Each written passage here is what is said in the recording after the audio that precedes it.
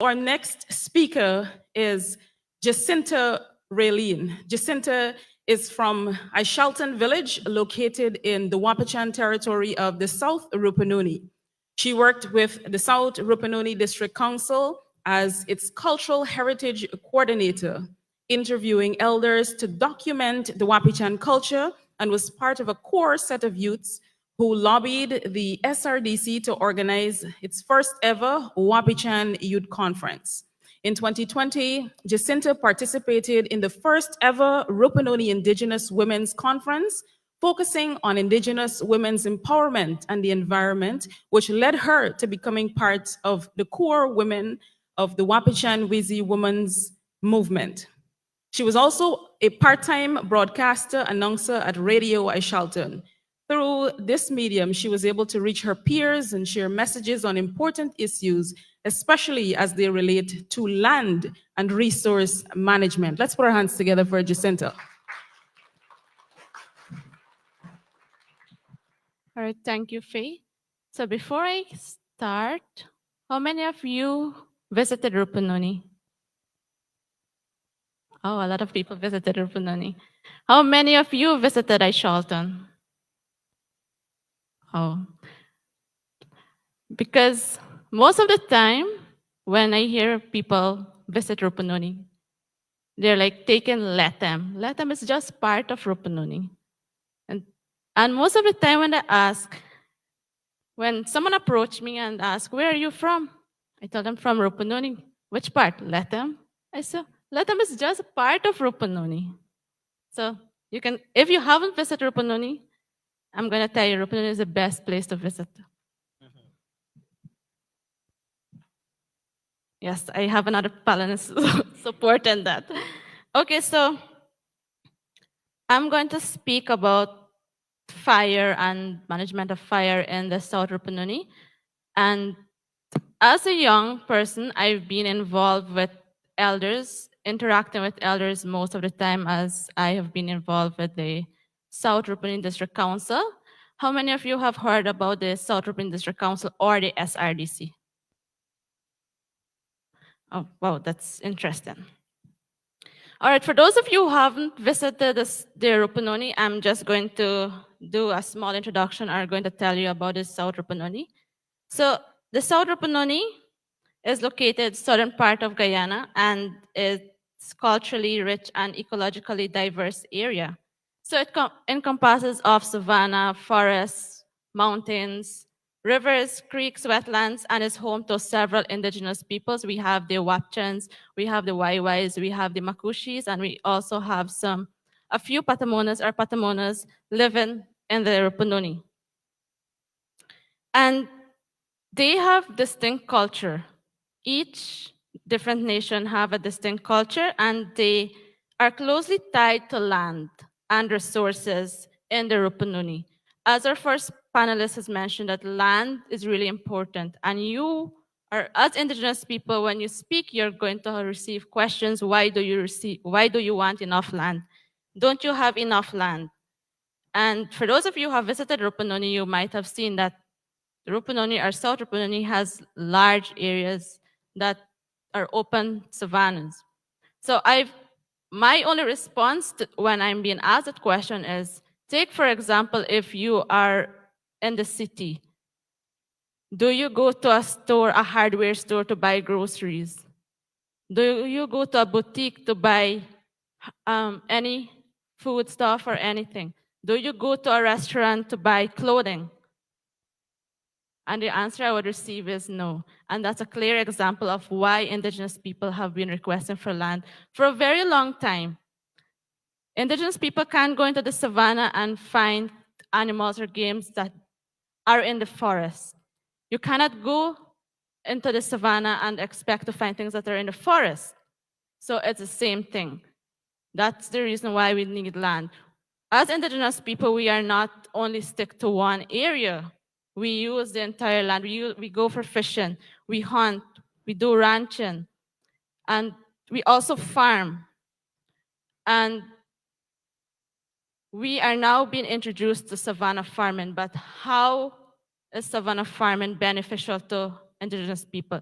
Are you going to have the same, or is your farm going to be as rich, or are you going to receive that amount of produce as you receive in the forest? You're not. And so I jotted down some points that I need to speak about because I will just continue speaking. So we have some traditional practices or cultural practices in the Rupununi, such as traditional livelihoods, as you mentioned, that you do agriculture, you do hunting, we fish, we gather, and we also cultivate crops in our farms. We also have, or as indigenous people, we rely on the stars. We read the stars to know when there's going to rain, or when we should plant, when we should cut down farm, when we should start planting. We also have art and craftsmanship. So Rupununi is known for its rich tradition of craftsmanship, including beadwork, pottery, basket weaving, and these techniques are passed down through generations. So these crafts are not only functional, but they also carry cultural significance to the people. We have spiritual beliefs. As indigenous people, we are deeply connected to nature. And it is believed that every river, every mountain, the forest, they do have spirit keepers that look after these areas. And when these spirit keepers are disturbed, we tend to have or suffer once we disturb the spirit keepers. Yes, so that's just to give you an overview of some of the things in the South Rupununi, our beliefs, what we do. So as I mentioned before, that I have been engaging with elders and knowledgeable holders, and I'll be speaking more on the traditional use and impacts of fire. And as we know, this year, the event focuses on climate change and land tenure. So the use of fire in the Rupununi is deeply integrated into the lifestyle and survival strategies of the people, reflecting a balance between traditional knowledge and environmental management. At the community level, approaches to burning recognize the fire management as part of everyday life. These strategies may be used directly for the protection of resources, habitats, or biodiversity, but are more often used indirectly as part of livelihoods, example, burning on the way to the farm, to clear the paths, to reduce the risk of snakes, to create grazing grounds, and to form a fire break before the forest or before the farm. So the use of fire in the Rupununi region has several impacts, both positive and negative. Fire is used in several practical and traditional ways by the indigenous people. And I'm going to share with you a few impacts, positive impacts and negative impacts of fire. So land management, fire is used as a tool for managing land. Controlled burns are employed to clear patches of forest for agriculture, which helps to maintain the fertility of the soil.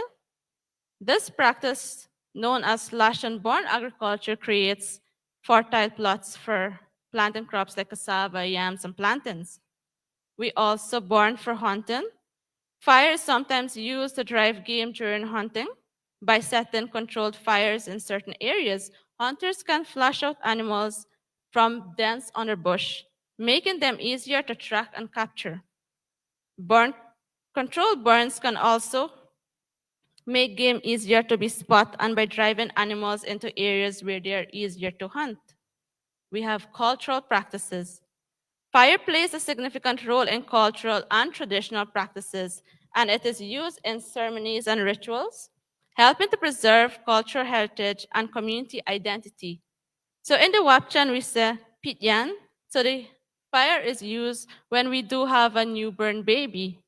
The mothers or the grandmothers would pityan, we say pityan. They would use the fire to heal the navel of the baby. We also have livestock. Farmers or ranchers would burn so that you can have fresh grass for the animals. We also have biodiversity management. Fire can create a pattern of different habitats by preventing any one type of vegetation from becoming overly dominant. So this can promote a diverse range of plant and animal species, benefiting overall biodiversity. On the other hand, there is also recognition of the destructive capability of fire when it becomes uncontrolled, something we call the wildfires. It impacts health, property, agriculture, and environment alike, making it hard for some plants or trees to grow back, especially those in the forest. There are many common issues and concerns across the Rupununi with regards to fire. These include the loss of traditional knowledge on how and when to burn, the most complete absence of management of fire, and there are also increased incidences of uncontrolled fire entering forests, mountain, wetlands, and sacred sites. At the same time, people are aware of changing climate and how fire use was being affected, for example, in the farm by changing in rainfall and temperature. So the Rupununi comprises of savanna ecosystem, which is flammable and depend on fire for their livelihood. So however, in the context of global climate change, these new challenges we face with unpredictable weather, land use change, and other factors, it is increasingly becoming difficult to manage fire. So there are few negative impacts like air quality. Smoke from fires degrade air quality, potentially leading to respiratory issues for both animals and humans. Inhabitants in the Rupununi and neighboring regions can be affected by smoke, and those who visited Latem for the rodeo would have experienced this with the air and fire coming from the Kanaku Mountains. We also have loss of biodiversity. Uncontrolled or poorly managed fire can lead to habitat destruction, which might negatively impact certain plants and animal species. Some species may struggle to recover or migrate to new areas, leading to a loss of biodiversity. Fires can disrupt ecosystems, particularly areas with unique or sensitive biodiversity. We also have soil degradation. While controlled burns can enhance soil fertility, excessive and uncontrolled burning can lead to soil degradation. This includes reduced soil moisture, erosion, which can negatively affect long-term agricultural productivity. We have climate impact. Fires release carbon dioxide and other greenhouse gases into the atmosphere, contributing to climate change. While the impact of local fires might be relatively small, when aggregated over large areas and time periods, they contribute to broader climate issues. So balancing the effect of fire use with its potential risk, it is crucial for maintaining the health and sustainability of the Rupununi's ecosystem and communities.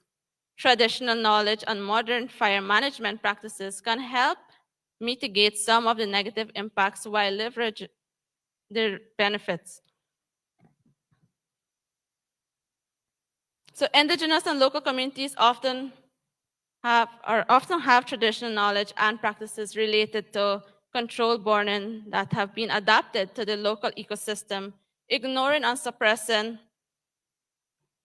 these practices may lead to a loss of valuable insights into sustainable land management. More comprehensive and ecologically sensitive approach, considering the natural fire regime and incorporating local knowledge, is often essential for maintaining the health and resilience of savanna.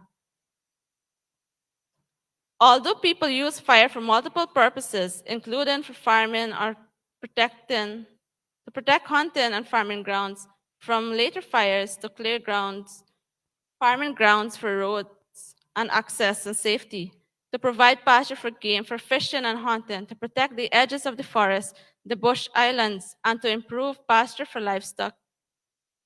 At the same time, land use and ownership is complex in the Rupununi, and amongst indigenous title lands, what they call title lands, they are private ranches, tourism enterprises, agricultural businesses, and what is now called state land and the Kanako protected areas.